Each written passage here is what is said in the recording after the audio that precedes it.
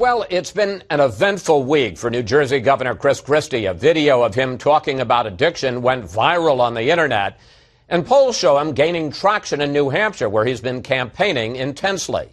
But he's been bumped from the primetime debate on Fox Business Network Tuesday night for failing to average 2.5% in recent national polls. Governor Christie joins us here in Washington to discuss all of this. Governor, welcome back to Fox News Sunday. Happy to be back, Chris. You've reacted to your demotion in the debates as positively as you can. You say, put up a podium, I'll talk about the issues wherever it is. But for a candidate whose slogan is tell it like it is, how big a setback, honestly? It's really not a big setback, but I obviously don't prefer it. I'd rather be on the other stage where I was for the first three. But here's the thing. This is part of the problem with Washington all along, Chris, right?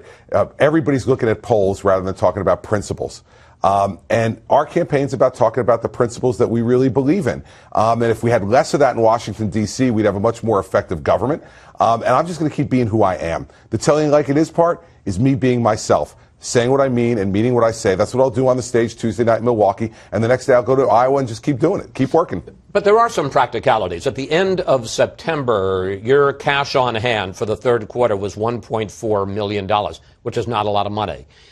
Doesn't this hurt with donations when you get bumped from the main event to the undercard? It actually hasn't. In fact, it's going to have the opposite direction. There are a lot of people out there who disagree with what Fox did, and we've been getting more donations in the last week than we got in the week before because people feel like, you know, we're getting a raw deal. So it hasn't hurt the donations at all. In fact, incredibly, because I thought what you did. It's actually worked the opposite. There's a lot of people out there who are looking to level the playing field. So keep doing it. Send it in. Keep doing it. Well, look, we can bump you from all the debates, and it'll really be a windfall. No, thank you. Let's take a look at your ride in the polls this year, because it's been a bit of a roller coaster. Put it up on the screen. In January, in the Real Clear Politics average, you were second behind Jeb Bush with more than 11%. Now, you're tied for ninth at 2.3%. Question, what happened?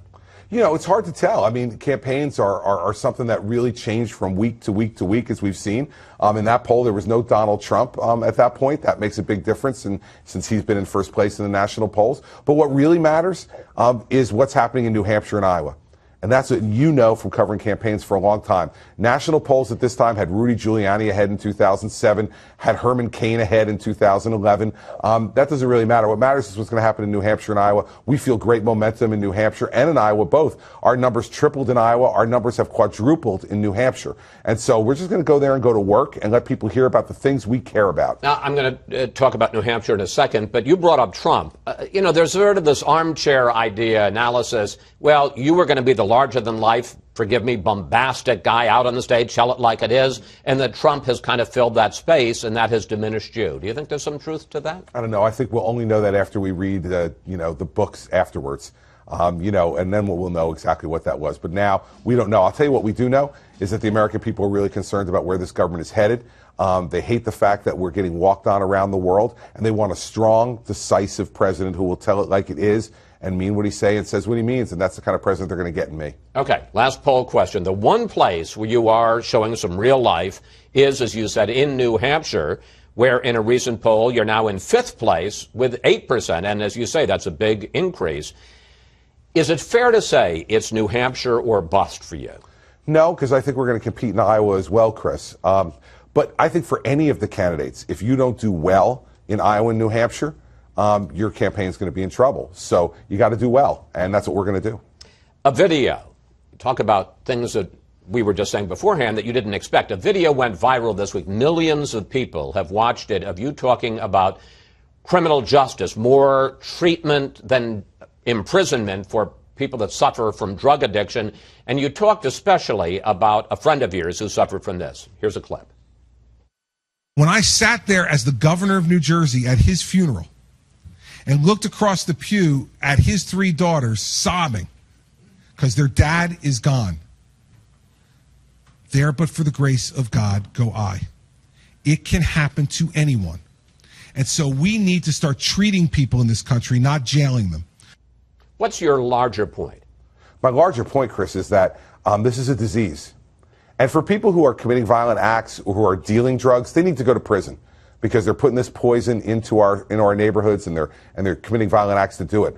But for the addicts, the people who are the small-time users, we need to give them treatment. This is a disease. I talk in the video about my mom.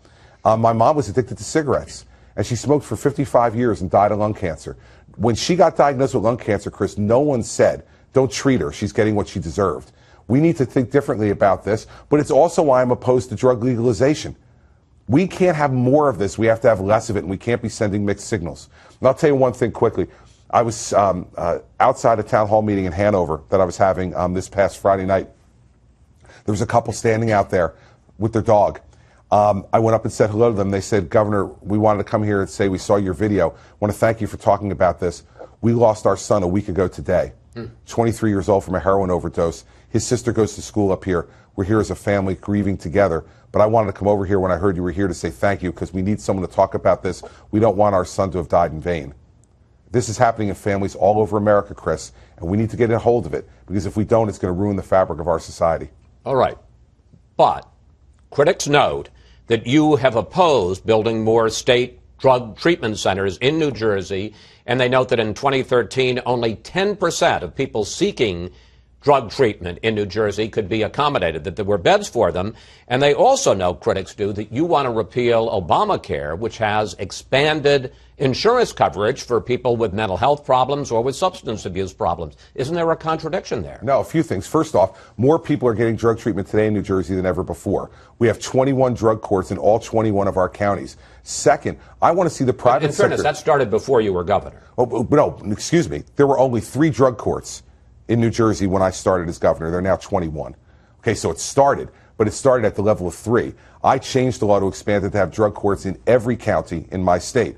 Secondly, Chris, I don't want this to be purely a government solution. And by putting more money into this, and we've taken money out of our corrections budget and put it into our treatment budget to allow the private sector to come in to be able to provide this kind of treatment. I don't want to build more government facilities. You're absolutely right. I don't want to make the government bigger. The private sector will fill this void and will continue to as long as they know there's money there. You say you don't want to do state drug treatment centers, but if only 10% of the people can be accommodated, what happens to the other 90%? By the way, that's much more than were accommodated before. But you can't be good. Well, no, 10%. Listen, by the way, first of all, I don't think that number's accurate, but I'm not going to quibble with you on the number. The fact is that we're doing much more now than was ever done before, so there is no contradiction. And if anybody, you talk to anybody in New Jersey about who's been more committed, go to former Democratic Governor Jim McGreevey and talk to him, hardly, a partisan in my favor, who has said that I have turned it around in the state in terms of the way we look at drugs and incarceration. And so the bottom line is that we need to talk about those things that really, really are going to make a long-term difference without growing the size of government to be even bigger in New Jersey than it is already. Let's do a lightning round. Right. Quick questions, quick answers. I know that was something that was going to be out of the other debates, but This isn't a debate. It's Fox News Sunday. Let's go. There we go. Round, all right, here we go. You've been going after Marco Rubio lately on immigration. Why? Well, I just want people to be consistent. The President of the United States has signed what I consider to be illegal executive orders. And whether you agree with the underlying nature of the order or not, I don't think we should be allowing presidents to have illegal executive orders. That's why I said I would get rid of both of the ones that I was asked about this week on the Laura Ingraham program. And I understand now Marco has changed his answer to say he agrees with me, so that's good. But he was originally saying that, and this was particularly the one about the DREAM Act, DACA, as to whether or not people should be deported who were brought into this country as dreamers. He was saying, well, I might change it, but certainly not for a while, and you were upset with that. I wasn't upset with it. I was upset with the idea that he doesn't want to overturn illegal executive orders. But here's the good news, Chris. In the lightning round, he changed his answer to agree with me. But having said that, because one of the things you also said... What happened in the lightning round? Where's lightning? Well, we're on the same subject. Come on, baby. Where's the lightning round? But in 2010, quick answers. All right. Long answers, long questions, quick answers. No. I'm just saying quick questions. They can all be on the same subject.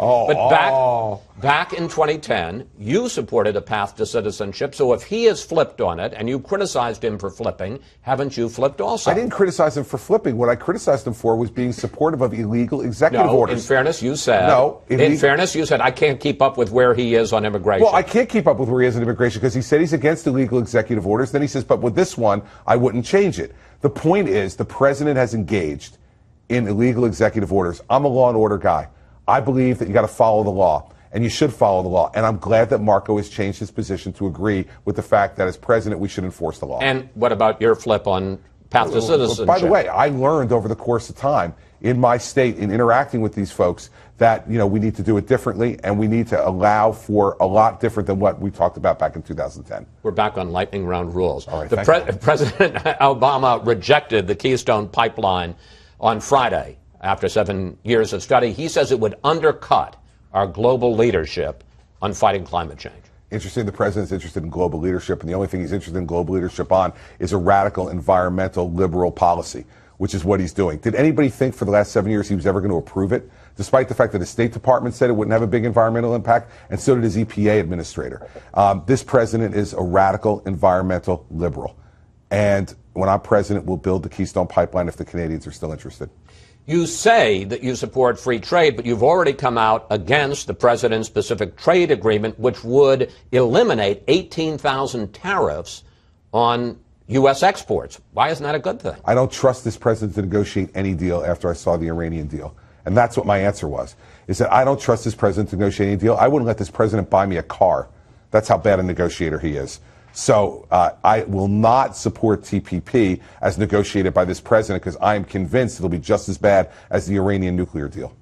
Finally, on Tuesday, Republicans lost at least 3 more seats in the state assembly in New Jersey, which means that they may have only 28 of the 80 seats in the assembly. And one of the big issues that Democrats ran and won on was opposing Republicans who supported you. What does that say about your standing among the people who know you best? Well, listen, there was a 20% turnout in that election in New Jersey, the lowest turnout in New Jersey history. And the fact of the matter is this. In the second election, second midterm in a governor's term, you always lose seats. In fact, we lost less seats than the average governor has lost in their second term. So you can look at it that way, too, that we did better than most governors have done in serving in their second term. But in the end, guess what, Chris? I had a Democratic legislature before the election. I got a Democratic legislature after the election. And if that happened here in Washington, you wouldn't be able to get anything done. Yet in New Jersey, we've balanced budgets, we've cut taxes, we've reformed teacher tenure, we reformed pension and benefits, and we've done the people's business, and we'll do it again this year, despite the fact that I have disagreements with my Democratic legislature. I don't hold my breath and stand in the corner. I do the people's business. That's exactly what I'll do when I come to Washington as president. This lightning run has gone down the drain. Governor Christie, thank you. Thank you, Chris. Thanks for coming in. Always good to talk with you. We'll see you on the debate stage Tuesday night. Looking forward to it. Great.